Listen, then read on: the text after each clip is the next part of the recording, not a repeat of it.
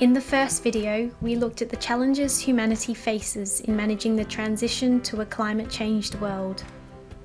In this second video, we will look at a class of physical risk of importance to the United Kingdom. Subsidence of low-rise buildings in the UK is primarily associated with shallow foundations on clay soils which shrink and swell.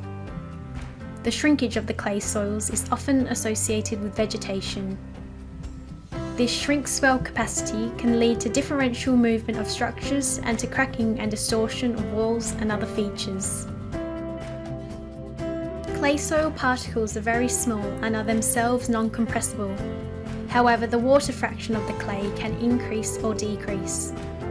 The best way to make the water unbind from a clay soil is to add a tree root. Plants have become expert at removing water from clay soils over several 100 million years.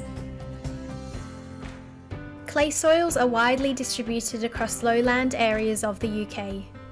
However, cases of differential movement of structures concentrate across the south and east.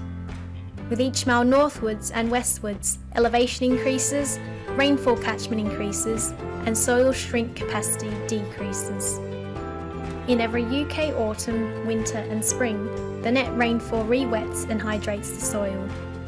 In every UK summer, vegetation is actively taking water from the soil. As the soils shrink, foundations may move, and this is exacerbated in the driest years. In these years, even clay soils further north begin to shrink rapidly. If a building is founded on clay soils and if vegetation is present, then as the vegetation takes water from the clay in summer months, the soil shrinks differentially. This downward rotational movement can lead to cracking in masonry and plaster and displacement of doors and windows.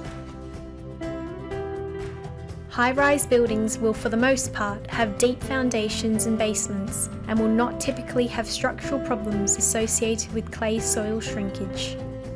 The buildings at risk will typically be lightly founded and importantly with later extensions such as porches, kitchens and conservatories.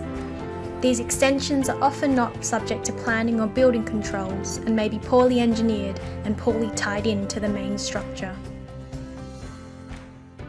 Many summers will form a base year, with occasional warm interludes, cooler periods and very wet episodes. Only occasionally will a summer surge in heat, and these surging claim years for property happen unpredictably. In these surge years, claims costs rise from around £150 million as base to in excess of £500 million in the hottest years. The availability and maintaining of insurance cover by homeowners will give them access and the safety net of the excellent UK insurance claim sector. Overall, UK temperatures are increasing and peak values in the summer will increase across all regions. Summer surges may happen more regularly and runs of drought years, dry winters may become the norm. Northern areas will see more claims, but the southeast will remain the key region. However, the UK has the most developed property insurance and subsidence property claim sectors anywhere in the world. Understanding subsidence at portfolio level requires knowledge relating to portfolio distribution, soils and clay presence and absence, the regional rating for subsidence cases, and the letterbox and postcode sector risk of subsidence.